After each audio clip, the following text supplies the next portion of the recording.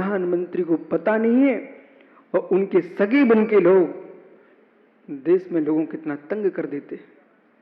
मुख्यमंत्री को पता नहीं है, विधायक को, सांसद को पता नहीं है, पर उनके पास एक फोटो खिंचवा लिया है, बस उसे दिखा करके अपना काम कर लेते। ठहरो भाई, उसका तो आतंक छा गया। बोले क्यों? क्योंकि वो राजा के कान का आदमी है। और मालूम वो कान में आके बोलता क्या था? रोज थोड़ी उसके पास विषय कुछ नहीं था उसके पास, वो तो मात्र कहता था राजन जय जिनेन्द्र। कितना बोलता था? राजा जय जिनेन्द्र, और निकल गया। बोले मेरे जय जिनेन्द्र मंत्र में इतनी सामर्थ्य है, अब मैं जहां जाता हूं कोई टोकते ही नहीं। मित्र, नजदीक रहने वाले दुरुपयोग ना करें, इसका ध्यान रखा जाए।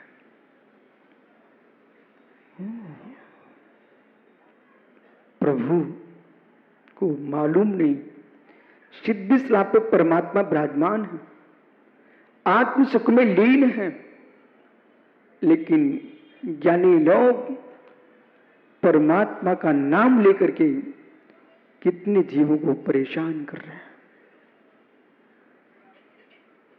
भगवान को पता ही नहीं है, भगवान इतना सोचते ही नहीं है, उनके पास ईया नाम का ज्ञान ही नहीं होता है, वो छाई ज्ञान से मंडित होते हैं। लेकिन प्रभु की कृपा से ऐसा हो रहा है। ठहरना भी विषय बंद नहीं हुआ। फिर बिभारी जनों से पूछा, क्या हुआ भाई? मेरा कोई दोष नहीं है। बोले तो ऐसा निमित्त सामने आ गया, ऐसा निमित्त सामने आ गया। आशीष, विषय पकड़ना है, कहां का विषय चल रहा है? निमित्त सामने आ गया।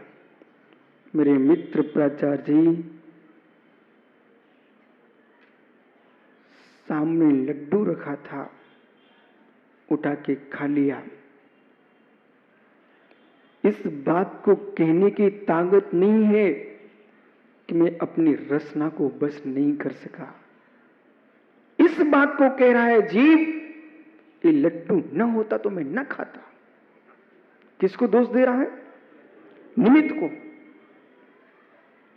ओहो, एक कन्या मंदिर में भगवान की आराधना कर रही है, उसके ज्ञान में परमात्मा झलक रहा है, पर एक पापी कोई युवा उसे देख करके विकारों से भर रहा है।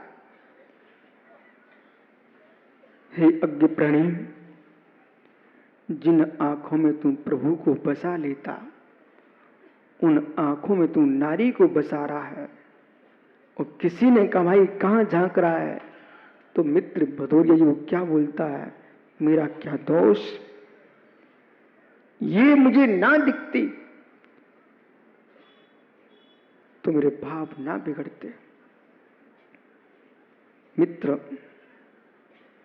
वस्तु के होने से ही मात्र भाव बिगड़ते हैं, तो जगत में कोई संयमी नहीं हो सकता।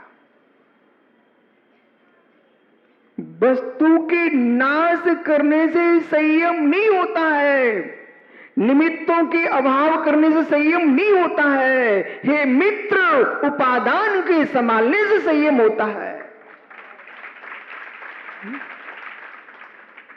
आत्मा स्वभावं परिभाव भिन्नम, आत्मा स्वभावं परिभाव। आत्मा का स्वभाव प्रभाव से अत्यंत भिन्न। महावीर स्वामी की आचार्य प्रवर भगवत उमा स्वामी मुनि महाराज वस्तु तत्व की प्रूपणा करते हुए शिष्य के प्रश्नों का समाधान कर रहे हैं। ऐसा सूत्र में आश्रव शब्द का भी प्रयोग किया था, लेकिन अभी तक आपने आश्रव के बारे में कुछ भी नहीं कहा। 6वें अध्याय में अशुभ आश्रव को जीव कैसे प्राप्त होता है, इस बात को यहां उद्योतित कर रहे हैं। 7वें अध्याय में शुभ आश्रव को कैसे प्राप्त होता है, जहां जीव के भावों की दशा है और प्रतिक्षण जीव को अपने परिणामों को मापते रहना चाहिए है। क्षण क्षण पल पल में भाव के साथ शरीर भी, शरीर के साथ वचन भी, इन तीनों के निमित्त से आंख प्रदेशों में परिस्पंदन होता है। उस परिस्पंदन के योग से योग बनता है और योग के निमित्त से आश्रव होता है। यदि कुछ भी तुमने साधना नहीं की, इस अध्याय में रहस्यमय साधना प्रारंभ करना है। भगवान की भक्ति में चित्त नहीं लग रहा है, लगना चाहिए, फिर भी कोई बात नहीं, नहीं लग रहा। गुरु का नाम लेना पसंद नहीं आ रहा है, आना चाहिए, फिर भी कोई बात नहीं। जिनवाणी सुनने के परिणाम नहीं हो रहे हैं, होना चाहिए, फिर भी कोई बात नहीं। वहां ये निर्णय करना, कोई अशुभ बात नहीं करे तो कितना मन लग रहा है, वो अच्छी बात सुनने में चित्त नहीं लग रहा है। गलत काम करे तो बिल्कुल बुद्धि जा रही है, शरीर वहीं पहुंचता है। यहां की बातें करने में मन लगता है, वहां भीतर से अपने आप से पूछना, ये क्या चल रहा है हमारे अंदर, ये कौन करा रहा है ऐसा? कोई भिन्न पुरुष नहीं, मेरी आत्मा ही इसका करता है। हम संभल गए तो बच जाएंगे अशुभ आश्रम से, और नहीं संभल पा रहे हैं तो कोई नहीं बचाने वाला। आश्रव शब्द का अर्थ समझिए। आश्रव यानी आना, आश्रव यानी आना। किसका आना? कर्मों का आना।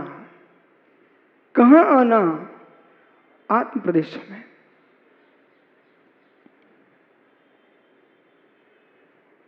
कोई बात नहीं,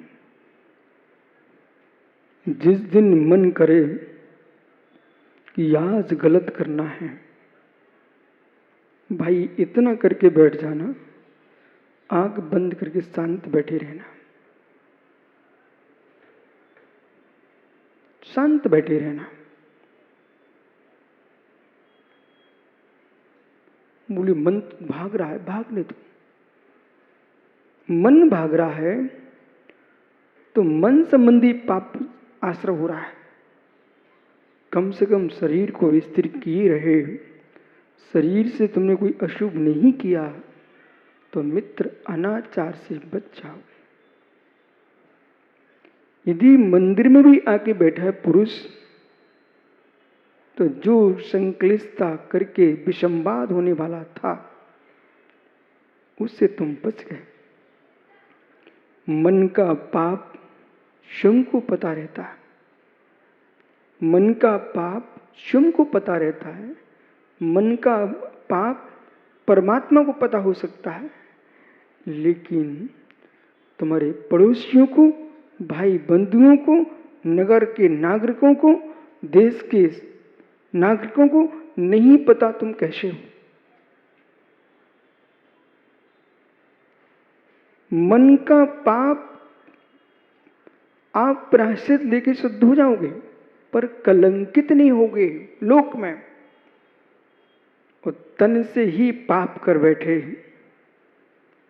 फिर मन में कितना ही पश्चाताप करते रहना, तुम प्रायश्चित लेके शुद्ध भी हो जाओगे, पर लोक की निगाहों में शुद्ध कभी नहीं हो पाओगे। दो दृष्टियां हैं। लोक जो है उसकी दृष्टि में तो जीव अशुभ कर्म कर रहा है, ऐसा बोलेगा। फिर भी धैर्य रखना, या बीच में एक विषय में और बोलूंगा, यदि लोग तुम्हारी बात को बार बार कहता तुम ऐसे हो, अब तुम्हारी बहुत बड़ी तपस्या है। एक हम अशुभ कर चुके हैं, शुभ पाप दिख रहा है, दूसरे लोग चैन से जीने नहीं दे रहे। अब मतलब हम अच्छा भी कर रहे हैं, तब भी लोगों के मुख पर कोई ढक्कन नहीं है। अब तुम्हारी तपस्या क्या है? हम अच्छा कर रहे हैं, तब ये लोग निंदा कर रहे हैं। जब बुरा करते थे तो डर के भागते थे, अब मेरे सिर पर बैठ रहे हैं। तो यहां उसको निर्णय क्या गंभीर लेना कि कोई बात नहीं, अपने कृत्य कर्म को शांत भाव से उपशमित कर रहा है, दूसरे के ताने बानों को भी शांति सुन रहा है। वो इतना धीर उसके अंदर बैठ गया है, वो गलत नहीं कह रहा है, हमने ऐसा किया था इसलिए उसको कहने को मौका मिल रहा है, पर ये इसकी अज्ञानता है कि मैं अब ऐसा नहीं हूं, अब मैं ऐसा नहीं हूं। फिर भी उसकी निगाहें बहसी जा रही हैं। अभी मेरा दोष नहीं है, उसको देखने वाले का दोष है।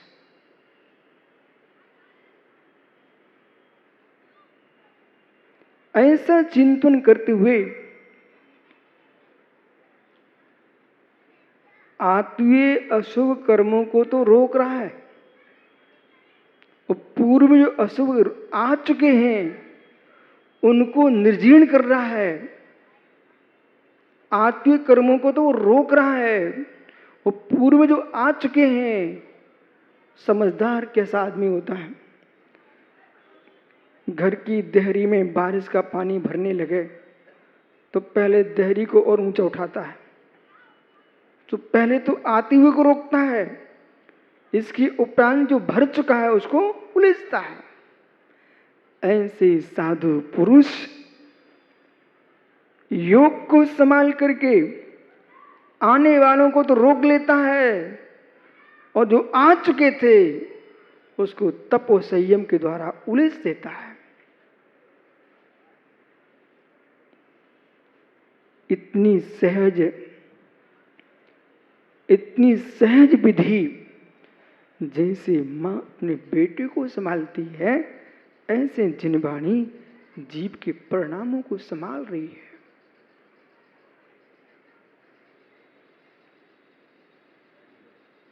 एक काम मां ही कर सकती है, भाई भी नहीं कर सकता, विश्वास मानिए। पिता के पास भी क्षमता नहीं है, वो एक दो बार की गलती देखता है, बाद में ठोकना पीटना शुरू कर देता है। ये तो क्षमता मां के हृदय की है कि बेटा गलती करके आया है, ये भी मां जानती है। फिर भी वो बेटे के लिए पहले दूसरे से पिटने से रक्षा करेगी, और स्वयं घर में बिठा कर दूध रोटी खिलाएगी और प्रेम से समझाएगी, बेटे अब तुम नहीं करना है ऐसा। ये जिनवाणी भगवती बागीश्री भागवादनी कह रही है, मेरे लाल तुमने ऐसा किया है वो ठीक नहीं किया है, लेकिन तुम मेरे पुत्र हो, हम दूसरे से नहीं पिटने देंगे, पर हम तुमको समझाएंगे जरूर। ये मात्र डॉक्टर साहब, ये प्रज्ञा मां के पास होती है। कष्ट सहन करके भी लाल को कष्ट न हो, ये प्रज्ञा मात्र जननी के पास होती है। गीले में सो करके सूखे में सुलाने वाली ये प्रज्ञा मात्र मां के पास होती है। कोटि कोटि कष्टों को सहन करने की सामर्थ्य मां के पास होती है। जीवन में कहीं आप प्राणी मात्र के प्रति करुणा रख सकते हो, एकत्व भाव रख सकते हो, तो फिर आपको हृदय मां का लेके आना पड़ेगा।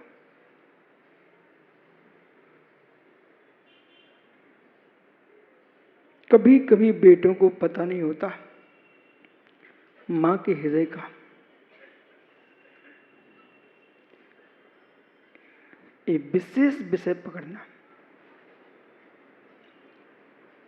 प्रोफेसर पुत्रो ना, बेटा सुन ध्यान से।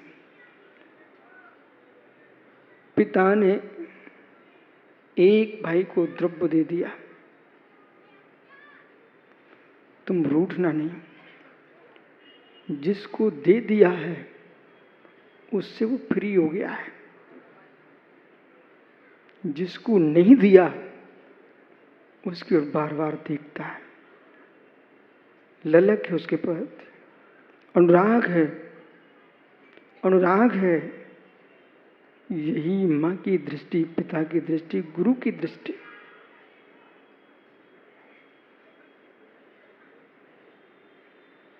मतलब जिसने मांगा था 5 का नोट उसको दे दिया, वो आपको नहीं दिया, उसको नोट देके फ्री हो चुका है, परंतु उसके मन में भाव है कि डॉक्टर अभी मुझे छोटे बेटे को भी देना है, ये कहीं रूठ ना जाए, इसके मन में कोई गलत भाव ना आ जाए, तो बीच बीच में पूछता ही, बेटा ठीक हो ना, आप चिंता नहीं करना।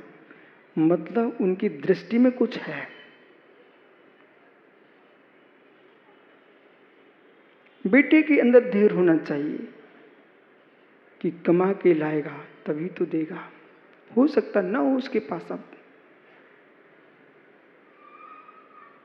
कई बार जो वस्तु उपलब्ध होने वाली होती है, पंडित जी साहेगण, बेटा वो व्यक्ति पा नहीं पाता, किस कारण से?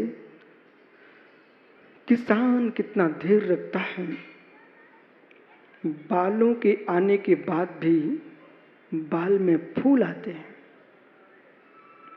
बालों के आने के बाद भी आप देखना ज्वार बाजरे में बालों के निकलने के बाद भी बालों में फूल आते हैं। कितना धैर्य। वृक्ष पौधा बड़ा हुआ, फिर पौधे में बाल आई, फिर बाल में फिर फूल आए। इतना धैर्य रखें कहीं उसके मन में भाव आ जाए, अब तो मैं निकाल के रहूंगा दाने, तो बेटा फूलों से दाने नहीं आएंगे, फूल जब स्वतः झरेंगे तब तुमको दाने मिलेंगे।